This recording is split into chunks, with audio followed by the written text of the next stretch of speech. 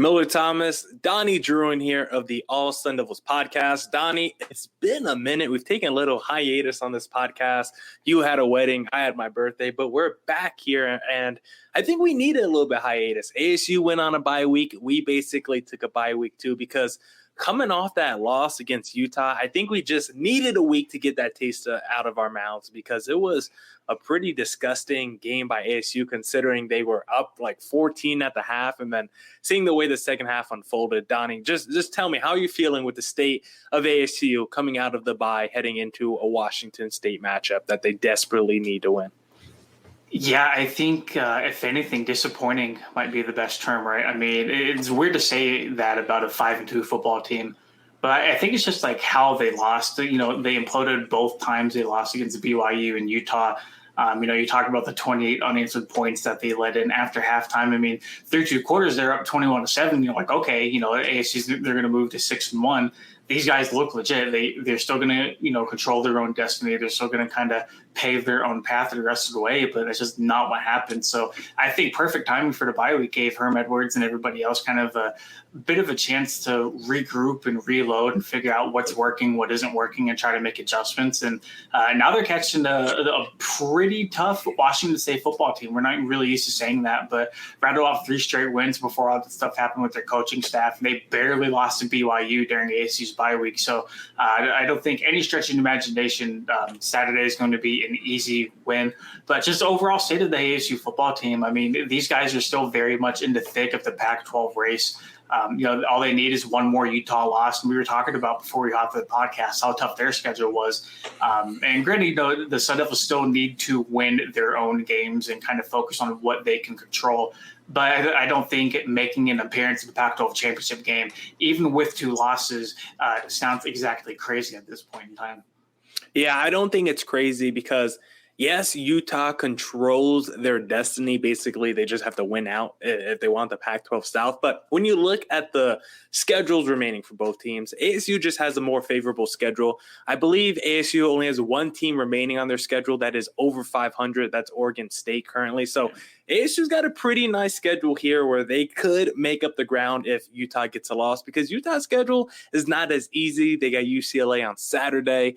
They got a game against the Oregon Ducks, who are 6-1 right now. And I think they also have another tough game in that schedule as well. So there's still a lot of time for ASU, of course. Still got a few more games on the schedule. And when you just look at how the two the strength of schedules match up for Utah and ASU definitely has the advantage there. But like you were saying, this loss to Utah was disappointing. Even though ASU was 5-2, this was another loss, like you said, with BYU, where they just completely shot themselves in the foot because they were up 14-0 at the half. And this was a team that usually it's their first half defense that gives you trepidation. A lot of times it's the first half where you're like, all right, this could end up being a shootout, 45-40 for, last team that has the ball wins. But that hasn't been the case the last few weeks in the second half.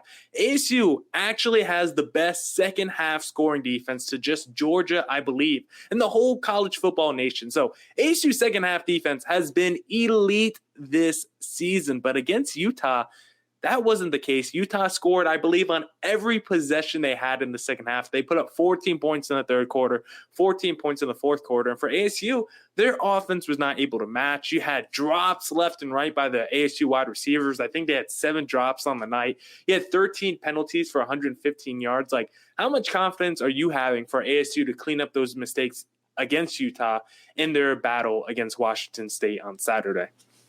Well, hopefully the Sun Devils will be looking to get 2 very good cornerbacks back, Jace Lucas and then Evans Fields playing at safety. I think that'll be very instrumental to helping kind of shore up the back end of the defense. And what a time, too, because Washington State, they don't really use tight ends. They use a lot of that 10 personnel, 1 running back, 0 tight end, 4 wide receiver sets. I mean, they average the second most passing yards, per game in the Pac-12 this year. So, they like to throw the ball a lot, and I guess he's going to need their best secondary available in order to kind of keep up with the Cougars at Washington State.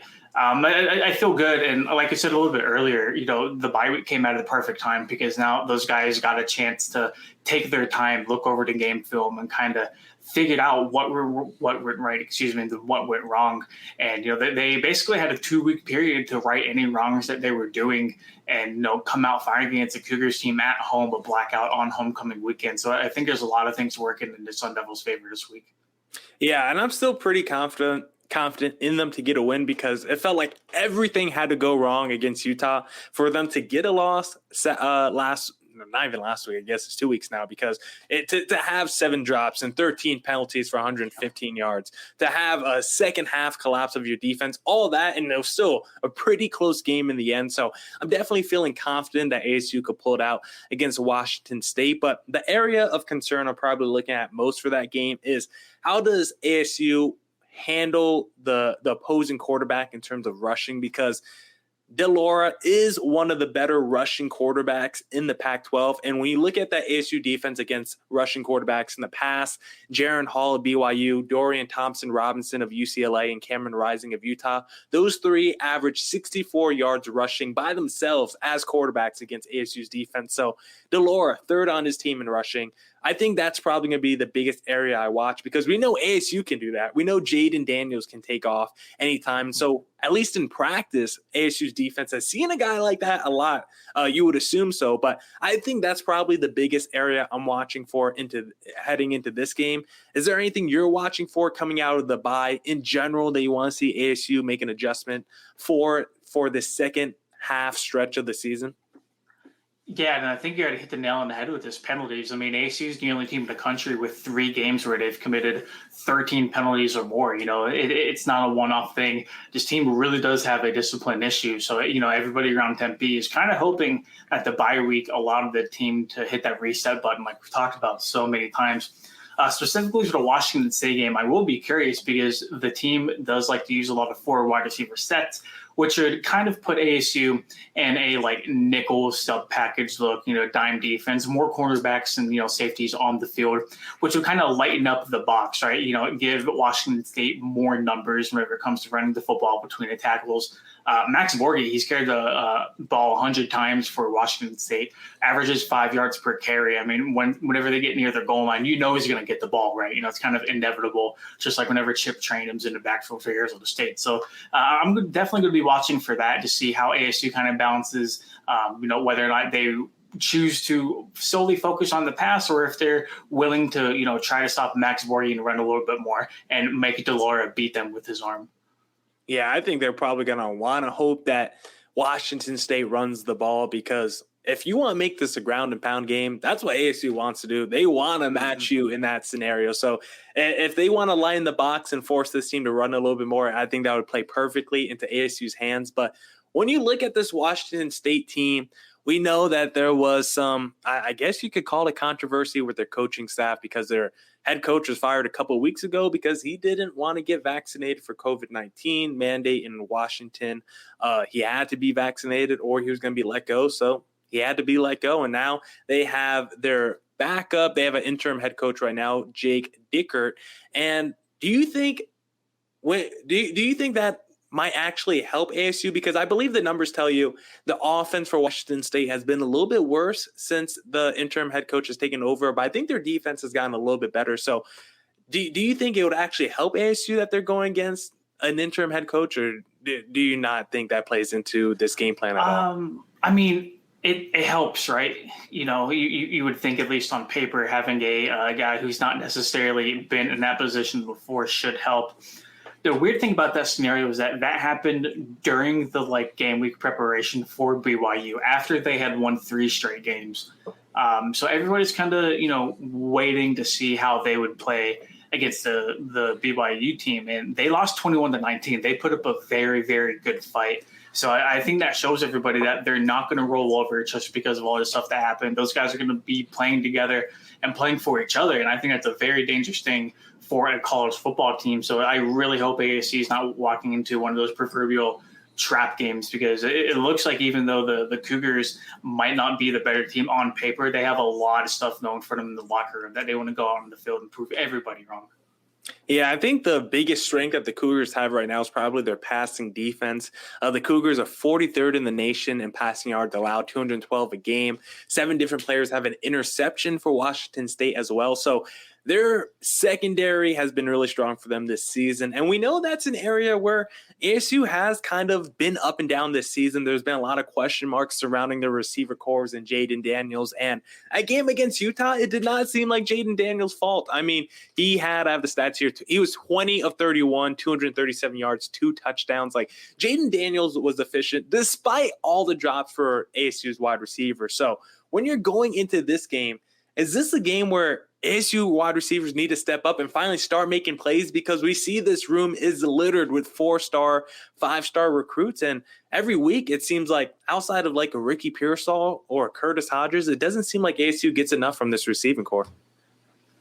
Yeah, it's almost like they take turns trying to target one guy, right? I've never really seen a game where a bunch of receivers contribute for the Sun Devils this year. I feel like at the most oftentimes it's been Ricky Pearsall, and then every once in a while you'll see like a Brian Thompson or like a Johnny Wilson or whoever kind of step up and make plays for them.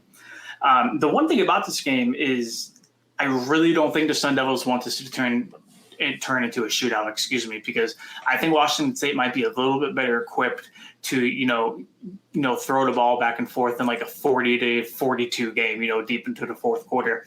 We haven't really seen Jaden, and we've said this time and time again, we haven't really seen Jaden Daniels dig his team out of a deficit throwing the ball. And I think ASU's bread and butter, is getting up on teams a little bit early, we'll say like second or third quarter, and then just controlling the clock and moving the chains and putting points up on the board through the ground. And if they're forced to kind of compete with the high-flying Washington State Cougars offense that, in their previous 3 wins, before they suffered a loss to BYU after all this stuff happened, they averaged just about 30 points per game. So, definitely walking into a game that should be winnable for them. But, man, you really got to get off on the right start against these guys.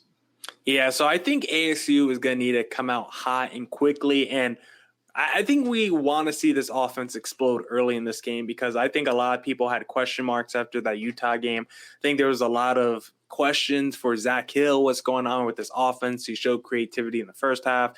The second half, it seems like the offense stalled repeatedly. So I think there's question marks all around. And I think there's, a lot of questions with Herm Edwards still, because it feels like this team has been moving in the right direction all season. And then we have these little hiccup games with BYU or Utah where ASU definitely seems like the better team as you're watching them throughout the game. But in the end, the results don't say that.